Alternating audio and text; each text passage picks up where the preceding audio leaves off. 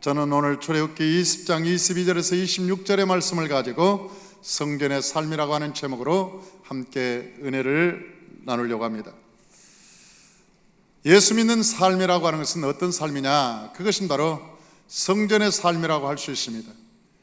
날마다 하나님의 성전에 와서 은혜를 받고, 은혜를 받아야 세상을 넉넉히 이길 수 있잖아요. 그래서 하나님의 말씀에 은혜를 받고, 우리가 찬양으로 힘을 얻고, 기도로 하나님의 능력을 얻어서 성령과 함께 동행함으로 우리가 앉고 서는 곳에 어둠이 떠나가고 질병이 물러가고 가난과 저주가 떠나가는 놀라운 역사가 일어나게 되는 것입니다. 사람은 자기 힘으로 살아가지만 우리 예수 믿는 사람들은 하나님과 함께 살아가므로 이제는 내가 힘으로 능으로 살아가는 것이 아니라 성령의 힘으로 살아가기 때문에 이 세상이 우리를 이길 수 없고, 이 세상의 그 어떤 것도 우리를 하나님의 사랑에서 끊을 수 없는 것입니다. 그래서 이스라엘 백성들은 저 광야에 나와서 제일 먼저 시작한 것이 성전을 짓는 것이었습니다. 어떻게 하면 성전을 지을까?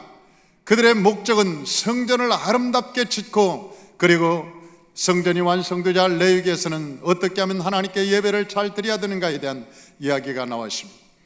그래서 예배에 성공한 자가 인생에 성공한다는 말이 있습니다. 예배에 성공하면 인생은 반드시 하나님이 주시는 복으로 성공하게 되어 있는 것입니다. 왜냐하면 성전 안에는 하나님이 계시기 때문에 그렇습니다. 성경에 보면 하나님께 예배를 가장 신령한 예배를 드렸던 사람이 바로 다윗이라고 하는 사람이었습니다. 다윗은 예루살렘을 이제 들어와서 하나님의 은혜로 왕이 되었습니다. 그런데 왕이 되고 나서 하나님의 법궤를 모시고 싶었습니다. 하나님의 법궤를 모시는 것이 자기 평생의 소원이었습니다. 그리고 하나님의 법궤를 모시고 올 때 얼마나 그 사슬이 기뻤던지, 왕이 마치 아낙네처럼 법궤 앞에서 막 춤을 추는 거예요. 어린아이처럼. 얼마나 신이 나서 춤을 추었던지 바지가 벗겨져 버렸습니다. 그 바지가 벗겨지는지도 모르고 막 춤을 추니까 미갈이라고 하는 다윗의 아내가 그것을 보고 미천한 직분, 저 베들레헴 땅에 목동의 아들이 그러면 그렇지 세상의 목동 아들이 어쩌다가 왕이 돼가지고 신분만 왕이지 하는 짓을 보니까 꼭 천민과 같다. 목동과 똑같은 짓을 하네. 창문을 열어보고 여러분 다윗이 춤추는 것을 보고 아랫도리가 벗겨지는 것을 보고 창피해서 자기 얼굴을 가리면서, 그리고 그것을 창피하게 여겼습니다. 그리고 다윗이 돌아오자 다윗에게 말하기를, 어찌 당신은 천민처럼 그렇게 백성들 앞에서 춤을 추고 난리를 냅니까? 사람들이 보면 당신을 왕으로 여기겠습니까? 당신을 왕으로 존경이나 하겠습니까? 그렇게 말할 때 다윗은 말하기를, 내가 그 어떠한 그보다 더한 것도 내가 하나님 앞에 하사리라.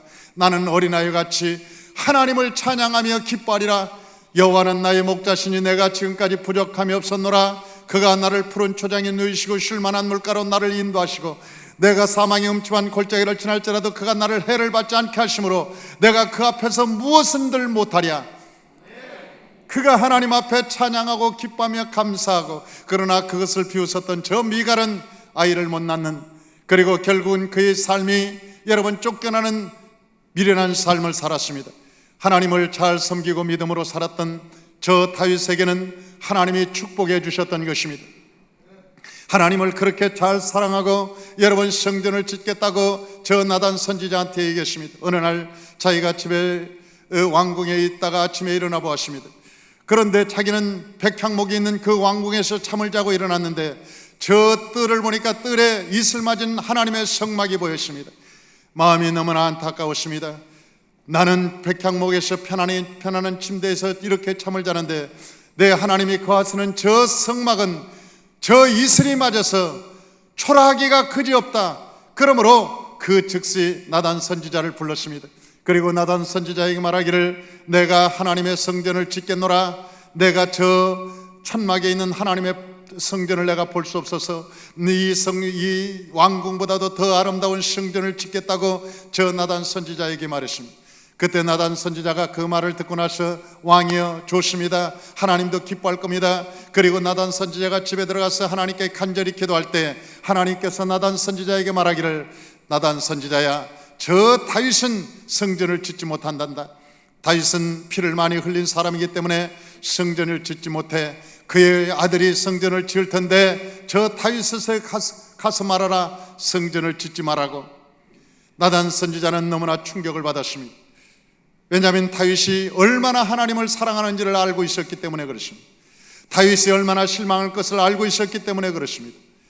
그리고 그 실망감에 잠겨 있을 때 하나님께서는 다윗에게 말씀했습니다. 다윗아, 내가 마음만은 받아주마. 네가 나를 위해서 성전을 짓겠다고 말했으니 내가 네 마음만은 받아주마. 네가 헛말을 한 것은 아닌 것을 내가 안다.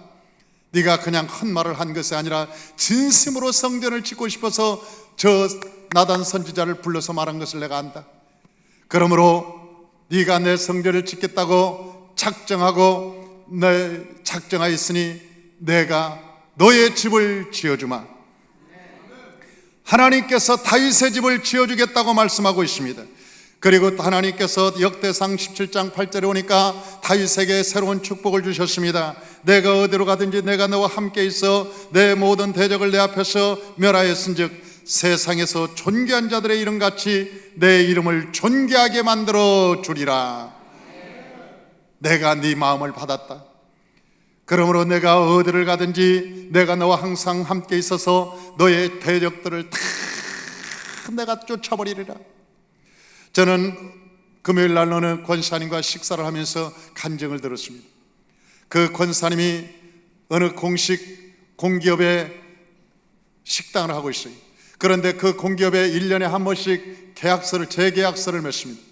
그런데 그 임원 중에 몇 명이 그 사람한테 와서 그걸 뺏어서 자기가 아는 사람한테 주고 싶어서, 왜냐하면 호경기나 불경기가 없이 꾸준하게 그것이 되기 때문에 그 임원이 아는 사람들은 그 식당을 빼서 자기 조카나 아니면 자기 동생에게 주고 싶은 마음이 있으니까, 아니면 친구에게 주고 싶은 마음이 있으니까 자꾸 시비를 걸고 건드리는 거예요. 어느 날 그 권사님이 저에게 와서 이러한 문제가 생겼습니다. 목사님 할지 모를지 안 할지 모르겠습니다. 그럴 때 제가 얘기했어요.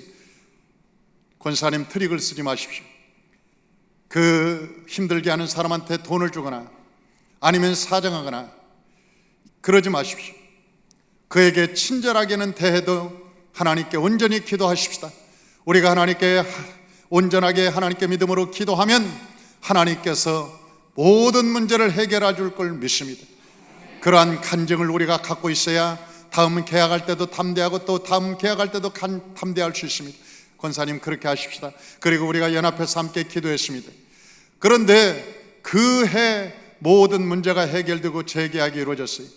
또 그 다음에 또 재계약이 이루어졌어요. 그 다음에 또 재계약이 이루어졌습니다. 그런데 희한한 것은 그를 회방하고 그를 해치려고 하는 사람들이 모두가 다 발령나서 다른 데로 가버리더라는 것입니다. 그런데 그것이 1, 2년이 아니고 10년 동안이나 계속된다는 것입니다. 그래서 지금은 자기를 건들면 자기는 속으로 그 사람이 불쌍한 생각이 드는 거예요. 그래서 나를 건들면 안 될 텐데 저 사람도 또 다른 데로 가겠구나, 그렇게 생각하고 지금은 사람들이 자기를 괴롭히고 힘들게 해도 그 사람이 미웃거나 악감정을 갖는 것이 아니라 그 사람이 불쌍하고 그 사람을 위해서 기도가 나온다는 거예요. 왜냐하면 하나님이 자기와 함께하는 것을 알기 때문에 그렇습니다. 사랑하는 성도 여러분, 성령과 함께하는 사람, 하나님과 함께하는 사람은 여러분 그가 어디를 가든지 그와 함께하는 자들이며 모든 대적 앞에서 그를 멸하셨은즉 하나님께서 그를 존귀한 자로 만들어준다고 말씀하십니다. 저와 여러분이 하나님의 성전을 사랑하고 하나님을 사랑함으로 하나님의 존귀함을 입으시길 주의 이름으로 축원합니다. 다윗은 하나님께서 두 번째 약속을 해주셨습니다. 그것은 바로 그의 왕위를 영원히 견고하게 하리라고 하는 말씀이었습니다. 내가 영원히 그를 내 집과 내 나라에 세우리니 그의 왕위가 영원히 견고하리라 하셨다 하라. 이것이 나단 선지자가 받은 말씀입니다. 내가 너의 왕위를 견고하게 하리라. 너에게는 수많은 적들이 나타날 거다. 너를 해방하는 사람들이 많이 나타날 거다. 그러나 아무도 너를 해방하지 못하고 내가 너를 붙들어서 너를 견고하게 세웠으니 아무도 너를 이기지 못하리라. 사랑하는 성도 여러분, 저 다윗이라고 하는 사람은 하나님을 사랑함으로 말미암아 받은 축복이 너무나 많았습니다. 또한 세 번째는 내 후손을 축복하리라고 역대상 17장 11절에서 12절에 말씀하고 있습니다.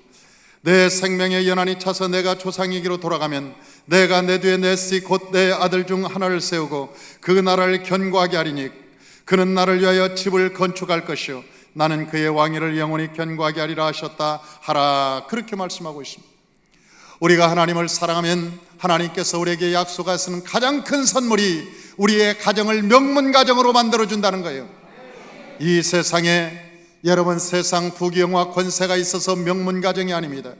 이 명문가정이라고 하는 것은 하나님이 붙들어주는 가정인 것입니다.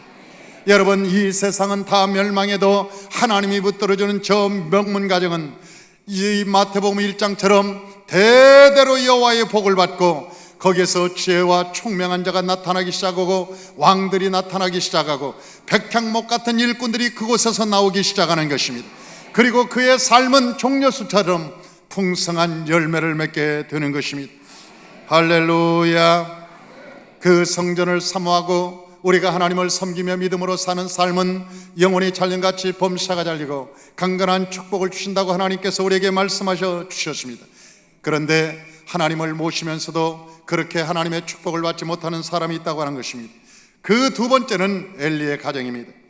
어떤 사람은 법궤 때문에 축복을 받고 어떤 사람은 법궤 때문에 저주를 받았습니다. 그 이유는 우리가 하나님을 어떻게 섬기느냐는 것입니다. 엘리라고 하는 제사장은 40년 동안이나 하나님을 섬겼습니다.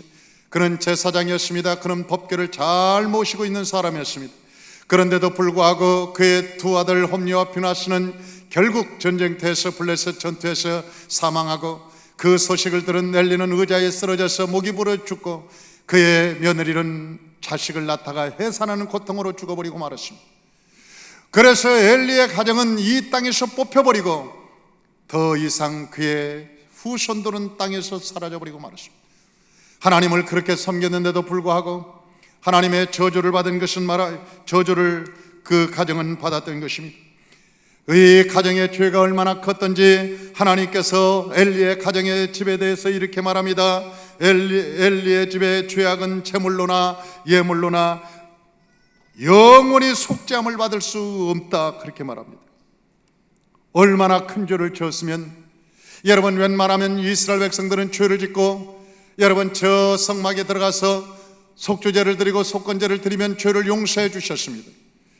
우리가 이 세상에 살면서 여러분 죄를 짓지 않고 어떻게 살아갈 수 있습니까? 우리는 아침에 목욕을 하고 나갑니다. 그러나 세상에 가다 보면 내가 스스로 손에 먼지를 묻히지 않았어도 여러분 머리에도 먼지가 묻어있고 옷에도 먼지가 묻어있고 여러분 이 와이셔츠에도 먼지가 묻어 있습니다. 그래서 우리가 세탁을 하잖아요. 그리고 저녁에 와서 목욕을 다시 하지 않습니까? 내가 원치 않은 먼지였지만은 세상에 살다 보면 먼지가 들어온다고요. 먼지가 묻어요. 우리가 이 세상에 예수 믿고 살지만 여러분 이 세상에 살면서 눈으로 죄가 들어오고 귀로 죄가 들어가고 때로는 입술로 범죄하고 우리가 마음으로 생각하는 죄들이 얼마나 많습니까? 내가 원하지 않는 죄지만 내 마음속으로 들어오는 죄들이 많습니다. 그러나 죄를 놔두는 것이 아니라 하나님께 회개하고 죄의 보혈로 깨끗함을 얻어서 우리가 정결함 얻으면 새 사람이 되는 것입니다. 그래서 성경에는 찬송가가 있지 않습니까? 육체의 정욕을 이길 힘은 보혈의 능력, 육체의 정욕을 이길 힘은 보혈의 능력, 주의 보혈 정결한 마음을 얻게 하니 참 놀라운 능력이로다. 주의 보혈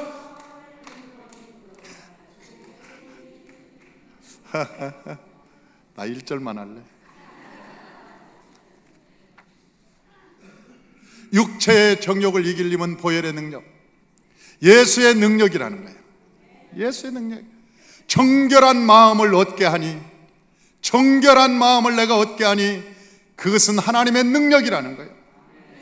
사랑하는 성도 여러분, 이 세상에 우리가 죄를 지을 수 있습니다. 그러나 하나님께서는 하나님께 나와서 회개하고 하나님께 구하면 하나님께서 우리의 허물과 죄를 다 용서해 주신다고 말씀하셨어요.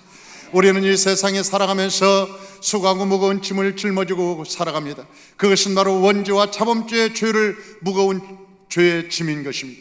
그래서 예수님께서 그것을 아시고 수고하고 무거운 짐진 자들아 다 내게로 와라 내가 너희를 쉬게 하리라 말씀하셨어요.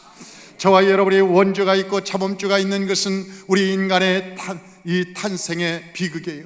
그러나 예수님께서 우리에게 말씀하시기를 그러한 죄가 있을지라도 내게 오면 내가 너희를 쉬게 하리라고 말씀하셨어요. 그것이 바로 우리가 속죄제와 속건제를 드리는 것입니다. 속죄와 속건제를 드리면 우리의 허물과 죄가 다 사해지고 하나님과 우리가 화목하게 되어서 그리스도 안에서 하나가 될 수가 있는 것입니다. 그런데도 불구하고 이 엘리의 제사장 집안은 그 용서하면 안 된다는 거예요. 제물로도 안 되고 예물로도 안 되고 그 어떤 것으로도 여러분 속죄할 수가 없다는 거예요. 왜 그랬느냐? 사무엘상 2장 12절에 보니까 엘리 아들들이 불량자라 여호와를 알지 못하였다고 말하고 있습니다. 그리고 그들이 예배 드릴 때 그 고기를 삶아서 그들이 먼저 갈고리로 꺼내서 먹었습니다. 하나님께 예물을 드릴 때 먼저 하나님께 가죽을 벗기고 번제로 태워서 드렸어요. 그런데 그 태운 고기가 맛이 없다고 그들은 갈고리로 끓여서 하나씩 건져서 그들이 먹기 시작했어요. 다시 말하면 예배를 회방했다는 거예요. 예배를. 이 세상에서 주 사함 받지 못하는 것은 성령 회방입니다. 여러분, 성령께서 우리에게 하시는 일이 뭡니까? 우리를 하나님께 예배하게 하는 거예요. 예배하게 하는 거예요. 성령이 우리에게 오셔서 할 수 있는 일이 뭐냐? 우리가 하나님께 예배하도록 하는 것이 성령의 사역인 것입니다. 그런데 그 성령의 사역을 회방하는 거예요. 예배를 회방하는 거예요. 여러분, 우리가 예배를 회방하는 것만큼 큰 죄가 없어요. 큰 죄가 없어요. 교회를 예배드리지 못하게 하고, 여러분 교회가 예배드릴 때 방해하고, 여러분 그러한 것들은 성령 회방죄와 똑같고, 이건 예물로도 사함받지 못하고 제물로도 사함받지 못해서 교회를 회방하는 자는 다 보면 죽는 거예요. 사랑하는 성도 여러분, 저와 여러분이 하나님에 대한 예배, 신령과 진정한 예배를 드리시길 주의 이름으로 축원합니다. 온전한 예배로 하나님께 나오시기를 주의 이름으로 축원합니다. 할렐루야. 그러면 예배를 우리가 어떻게 드려야 되는가? 예배를 오늘 본문에 우리에게 말씀하고 있습니다. 예배 드리는 방법에 대해서 얘기하고 있어요. 첫째는 너희가 23절 다 같이 한번 읽어보십시다. 너희는 나를 비겨서 은으로나 금으로나 너희를 위하여 신상을 만들지 마라 그랬어요. 여러분, 은으로나 금으로 너희가 예배하지 마라. 금이나 은으로 신상을 만들지 마라. 하나님의 예배는, 우리가 예배를 드릴 때 교회에 나와서 신앙생활하는 것은 돈으로 하는 게 아니에요. 하나님께서 목마른 자도 나와라, 돈 없는 자 나와라, 누구든지 병든 자도 나와라, 죄인들도 나와라, 이 세상에 문제를 당한 모든 자들아 나와라. 하나님께서는 이곳에 수많은 백성들을 모아서 이곳에 은혜 받기를 원하는 거예요. 이 은혜 받기를 원해요. 저는 이 하나님 목회를 하면서 한 번도 돈 얘기를 해본 적이 없어요. 헌금 얘기를 했지.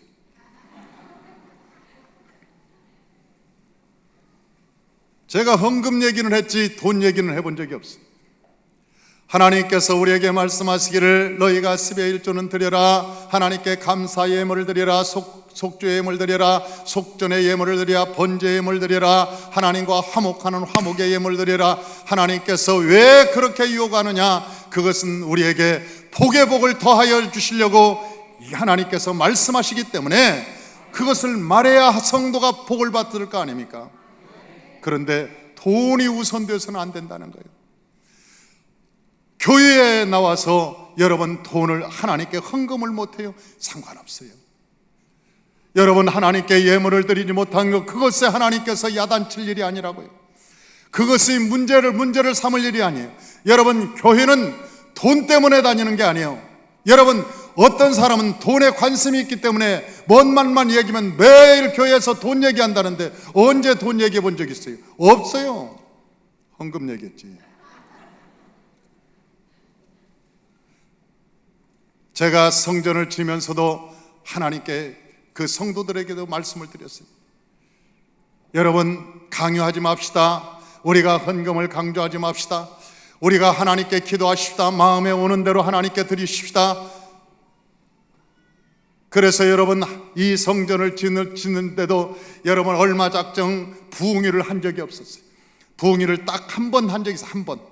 그리고 부흥회를 한 적, 우리끼리 그냥 예배를 드리면서 계속 기도만 한 거예요. 2달 걸러 21일씩 다니엘 기도를 계속했어요. 하나님께 이 모든 것을 맡기고 믿음으로 살아가자. 여러분, 하나님께 쓸만한 사람을 하나님이 감동시키는 거예요. 여러분, 하나님께서 쓸만한 사람을 감동시켜서 헌신하게 하고 그 사람을 통해서 하나님의 나라가 이루어지게 되는 거예요. 그렇기 때문에 교회는 누구든지 여러분 자유롭게 와서 예배드리고 은혜 받고, 여러분 병든 자가 왔으면 병이 치료되고, 눌린 자가 있으면 해방되고, 여러분 가난한 자가 왔으면 저주가 끊어지고, 여러분 그래야 돼요. 그래서 내가 주의 종들한테 어디 갈 때 절대 뭐 물건 사들고 신방 갈 때 뭐 사들고 다니지 마라 그래. 자존심도 상하지 않냐, 자존심. 사랑하는 성도 여러분, 이 주의 종이 누군데요? 예수의 이름으로 가잖아요. 예수의 이름으로. 우리가 예수의 이름으로 가는 곳에 여호와의 복이 임하게 되는 거예요. 우리가 가는 곳에, 여러분 병원에 신방하는데 무슨 음료수 들고 찾아가고, 나는 그게 딱 질색이에요. 이제 초신자 같으면 시험 들 수 있으니까 가끔은 내가 사가지고 가요. 진짜 예수 처음 믿어가지고 그러면 목사님 왔다 갔는데 아무것도 그냥 큰 빈손으로 왔다고 그럴까봐, 내가 초신자 같으면 내가 하나씩 사가지고 가는데 조금 신앙이 있으면 내가 절대 안 사고 갑니다. 왜? 여러분, 우리가 가서 위로하러 가냐고, 병 고치러 가지. 아니, 목사가 갔으면 병을 고쳐주고 나와야 될 거 아니에요. 여러분, 목회자가 갔으면 치료를 해주고 나와야지.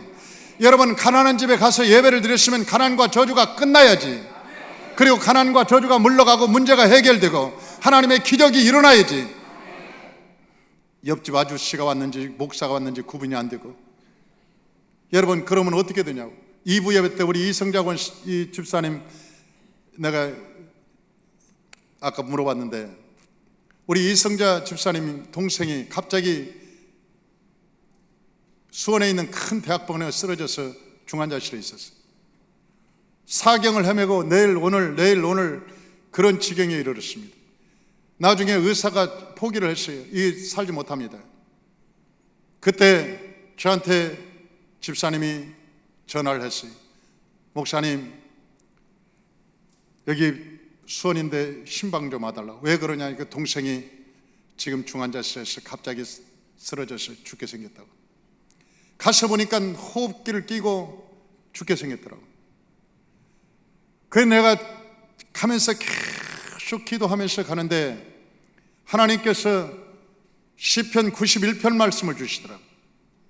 천인이 내 왼쪽에서 만인이 내 오른쪽에서 엎드리지나 재앙이 너를 덮지 못하리라, 이기지 못하리라는 말씀을 가지고 가서 하나님께 기도해 줬어요. 예수의 이름으로 간절히 말씀을 읽고 기도를 해줬더니 그 다음 날 일어나 버리고 말았습니다. 그리고 지금까지 아주 건강하게 여러분 잘 생활하고 있어요. 저는 그런 경험이 한두 번이 아닙니다. 우리 조정희 권사님 동생이 설계사인데 어느 날 저 부천 중동병원인가 어딘가 누워 있어요. 거기 보니까 이제 그 병원 의사들은 다 이제 소망이 없다고 손을 떼고, 그리고 마지막 무슨 일을 하느냐, 심장에다가 이 기계를 달아서 억지로 돌리는 거예요. 피를. 그것도 심장이 3일 이상 가면 심장이 터져서 죽는다는 거예요. 더 이상 소망이 없어요. 그의 어머니는 나중에 막 울고 불고 난리가 났습니다. 우리 아들이 죽었다고 이제는. 그래서 내가 신방을 가서 그랬어요. 아니, 죽지도 않은 아들을 왜 죽었다고 생각하고 그렇게 웁니까? 그랬더니 병원의 의사가 죽는다고 그러잖아요. 그러면서 막 밖에서 막 그 나를 붙들고 그래서 내가 물어봤어요. 그러면 살면 어떻게 할 거예요? 살면 예수 믿을 겁니까? 그랬더니 그 어머니가 살기는 어떻게 삽니까? 살기를 어떻게 살아요? 살기만 하면 내가 무슨 짓을 못하겠습니까? 그래서 내가 확답을 받았어요. 그러니까 살면 예수 믿겠냐고요. 그랬더니 살기만 살아보라고 그러지 내가 예수 믿지. 그날 신방에서 우리 조정희 권사님이 저 뒤쪽에 앉아 계신데 그날 신방하고 기도를 해줬는데 여러분 이틀 만에 그 기계 다 떼고 이틀 만에 퇴원해서 지금까지 아주 건강하게 삽니다. 여러분 하나님께서는 어제나 오늘이나 영원토록 동일하신 거예요. 하나님께서는 산자의 하나님이라고 말씀하셨어요. 산자의 하나님. 우리 조 권사님에게는 기적이 많이 일어나는데 우리 조 권사님 남편이 여기 암센터에 가서 진찰을 받으니까 암이었어요. 서울대학병원에 다시 가서 조사해 보니까 암이었습니다. 제가 그때도 초교파 여성 금식성회를 저 오살리 기도원에서 하고 있는데 바로 내일 수술에 들어간다고 나한테 찾아왔어요. 목사님 가서 기도 한 번만 하십시다. 그의 남편은 몰라요. 그 서울대학병원 가니까 깜짝 놀라더라고. 그때 막 성회가 끝나고 끝난 즉시로 그 서울대학병원에 들어갔는데 그래서 그 기도를 간절히 해줬는데 그 다음날 딱 수술해서 뚜껑을 열어보니까 암이 어디로 사라졌는지 없어져 버렸어요. 그래서 그냥 닫아버리고 지금까지도 사업을 얼마나 잘하는지 몰라요. 사랑하는 성도 여러분, 주의 종이라고 하는 것은 그냥 이웃집 아저씨와 같이 그냥 다니는 것이 아닙니다. 하나님의 백성이라고 하는 것은 하나님과 동행하는 사람인 것입니다. 하나님과 동행하면 기적이 일어나는 것입니다. 하나님의 기적과 일사와 능력이 나타나는 것입니다. 할렐루야. 신앙생활이라는 것은 성전은 항상 번제와 화목제가 있어야 된다고 말합니다. 번제와 화목제라는 것은 헌신의 제사, 하나님과 늘 화목하는 제사. 24절을 한번 읽어보십시오. 24절 다 같이 한번 봉독합니다.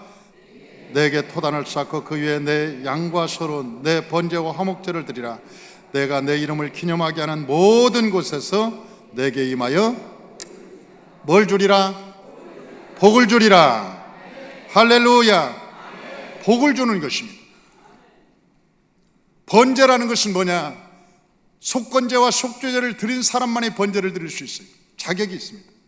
속죄제, 속건제, 다시 말하면 하나님께 죄사함 받고 사람으로부터 죄사함 받으면 그 다음 드리는 제사가 번제와 화목제입니다. 우리가 여러분 어떤 사람이나 다 하나님이 받아주시는 게 아니에요. 여러분 우리의 기도가 하늘의 처소에 상달돼야 기적이 일어나는 거예요. 우리의 기도도 여러분 우리가 1시간 2시간 기도한다고 해서 기도가 모두가 다 하늘에 상달된다든지 아니면 하늘에 기억돼서 기적이 일어나는 게 아니라고요. 히스기야의 기도는 하나님의 처소에 응답되었고 하나님의 처소까지 올라왔고 그래서 하나님께서 그것을 응답하였노라. 성경의 역사. 우리가 번제와 화목제를 드릴 때 하나님의 기적이 일어나고 우리가 하나님 앞에 온전하고 화목할 때 모든 곳에서 내가 복을 주리라고 말씀하셨습니다. 그러므로 저와 여러분 온전한 하나님의 이 번제와 화목제를 드리는 예배가 회복되시기를 주의 이름으로 축원합니다. 세 번째는 하나님께서 다듬은 돌로 하지 마라. 너희가 제단을 쌓을 때 흙으로 쌓아라 말씀하셨어요. 여러분 세상에 여러 가지 모양으로 쌓지 말고 너희가 진실된 마음으로 쌓아. 여러분 흙이라고 하는 것은 사람을 지을 때 흙으로 만드셨습니다. 그래서 사람이 마음을 다하고 뜻을 다하고 성품을 다하고 정성을 다해서 하나님의 제단을 쌓으라는 거예요. 교회가 아무리 아름답고 위대하고 클지라도 거기에 성령이 계시는 게 아니에요. 여러분 교회가 작다고 성령이 계시는 곳이 아니에요. 여러분 교회라고 십자가를 세웠다고 해서 그곳에 하나님의 성령이 계시는 것이 아니에요. 어떤 곳에 성령이 계시느냐? 하나님께 온전한 예배를 드리는 곳에 성령이 임하는 것입니다. 온전한 예배가 있을 때 성령의 불이 떨어지는 것입니다. 불이 떨어져야 그곳에 성령의 기적이 일어나게 되는 것입니다. 하나님의 성령은 예배를 온전히 드릴 때, 그래서 저 갈멜산에서 여러분 850명의 바알 선지자와 아세라 선지자가 아침부터 저녁까지 기도했습니다. 나중에 안 되니까 몸을 긁고 찔고 피를 흘리면서 기도했습니다. 하나님 살아계시면 불을 날려 주옵소서. 그 사람들이 부르는 엘신, 그 엘신도 하나님 신이었습니다. 불이 안 내려오는 거예요. 그런데 저 엘리야가 12돌을 취하고 다시 제단을 쌓고 거기 송아지에 각을 띠고 물을 붓고 하나님께 기도하기를, 아브라함의 하나님, 이삭의 하나님, 야곱의 하나님, 산자의 하나님이여 이 땅에 하나님의 불이 임하게 도와주옵소서. 그러자 하늘에서 불이 임하고 하나님의 기적과 이사가 나타나게 되는 것입니다. 할렐루야. 그러므로 제단은 어떻게 쌓느냐? 여러분, 마음을 다하고 뜻을 다하고 정성을, 성품을 다해서 쌓는 거예요. 억지로 쌓는 게 아니야. 다듬은 돌로 쌓는 게 아니야. 우리가 흙으로 지음받았어요. 흙으로 지음받아서 생기가 없으면 하나님의 생기를 얻더니 생명이 되었다. 여러분, 제단도 우리가 하나님의 백성들이 쌓아라는 거예요. 그래서 헤롯을 빌리지 말라는 거예요. 바로의 힘을 빌리지 말라는 거예요. 세상 사람들의 힘을 빌리지 말라는 거예요. 너희가 이 세상 사람들, 돈 많은 사람들, 아무런 생각 없이 내가 성전 기부한다, 그런 것 가지고 성전 쌓지 말라는 거예요. 성전은 어린아이들부터 하나님을 사랑하는 자들이 하나님께 헌신하는 것으로 하나님의 교회를 쌓라는 거예요. 이 제단을 쌓고 그곳에 여호와의 불이 떨어질 때 그곳이 진정한 교회가 된다고 그래요. 생명 있는 교회가 됩니다. 할렐루야. 삼마교회가 그런 교회가 되시길 주의 이름으로 축원합니다. 이곳에 성령의 불이 임하시길 주의 이름으로 축원합니다. 할렐루야. 그 다음에 마지막으로 하나님께서 교회 생활을 어떻게 하느냐? 높은 데로 올라가지 말라는 거예요. 높은 데로. 26절에 다 같이 한번 읽어보십시다. 너는 층계로 내 계단에 오르지 말라.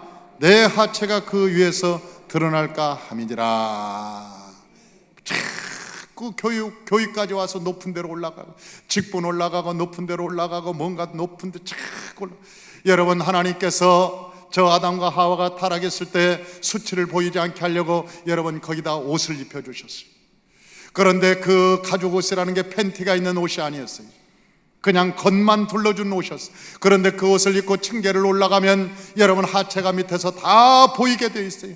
그래서 내 수치가 보인다, 높이 올라가려고 하지 마라, 너희는 아담과 하와의 범죄한 자다, 너희 안에는 그런 씨가 흐르고 있으니 너희가 높이 올라가면 너희가 저 아담과 하와 같이 하나님 되기를 원할 것이다. 너희도 스스로 하나님 되기를 원할 것이다. 그러므로 높은 데로 스스로 올라가지 마라. 높은 데 올라가서 다 하나님을 망가뜨리고 자기 생각으로 자기 방법대로 여러분 다 하나님의 나라를 헝클어 놓는 사람들이 얼마나 많은지 몰라요. 하나님의 영광을 교회에서 자기가 차지하려고. 그 사람이 누구냐? 루시퍼라는 사람이에요.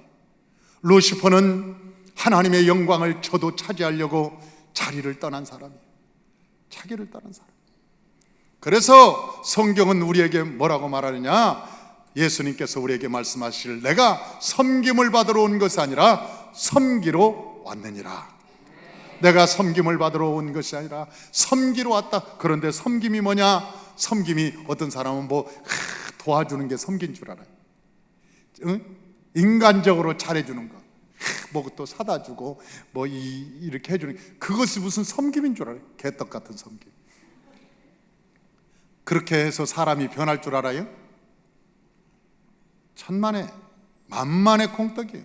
그렇게 어떻게 사람이 변합니까? 구원 못 시킵니다. 그래서 구원 해보래지, 지가 평생 시간 들이고 물질만 들였지 사람이 구원 되는지 보라. 안 됩니다. 안 돼요.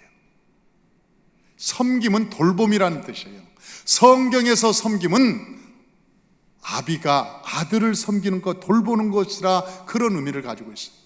어머니가 아기를 새끼를 낳아서 젖주는 것을 섬김이라고 그래요. 돌본다는 것을 가지고 돌보.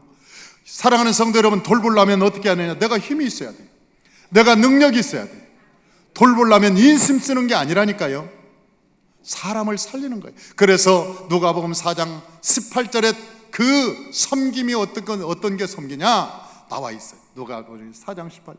주의 성령이 내게 임하였으니 이는 가난한 자에게 복음을 전하게 하시려고 내게 성령으로 기름을 부으시고 포로된 자를 자유케 눈먼 자를 다시 보게 하고 눌린 자를 해방하게 하려 함이라. 그리고 이 은혜의 해를 온 천하에 증거하기 위함이라. 여러분, 우리가 예수 믿고 성령 받은 사람은 어떻게 하느냐? 가난한 자를 자유케 하고 가난한 자에게 가서 가난의 결박을 끊어주고, 그 다음에 눈먼 자가 있으면 예수님을 제대로 모르면 하나님께 붙들고 기도하고 성령 받게 해서 눈을 뜨게 하고, 영적인 눈을 뜨게 하고. 이 세상에 포로된 자가 너무나 많았습니다. 돈에 포로된 자, 음란에 포로된 자, 이 세상에 우상에 포로된 자, 묶여서 나올 수 없는 자들이 있어요. 이 세상에 포로된 자들이 너무나 많아. 여러분, 그것이 사람의 인정으로 가능하겠냐는 거예요. 사람의 그냥 잘해주는 거로 가능하겠냐는 거예요. 안 돼. 그것은 절대로 안 돼. 하나님의 성령의 강력한 말씀과 능력으로 임하여야 포로된 자가 끊어지는 거예요. 자유하게 되는 거예요.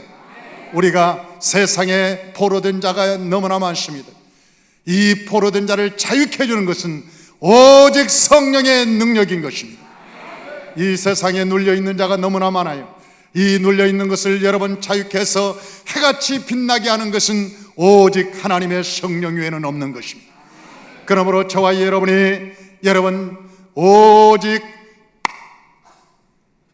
성령 안에서 하나님의 돌봄의 역사, 성령의 돌봄의 역사를 통해서 수많은 영혼을 구원하고 여러분의 삶을 회복하고 은혜의 해가 간증들이 막 쏟아져서 온 천하에 증거되는 놀라운 역사들이 임하시기를 주의 이름으로 축원합니다.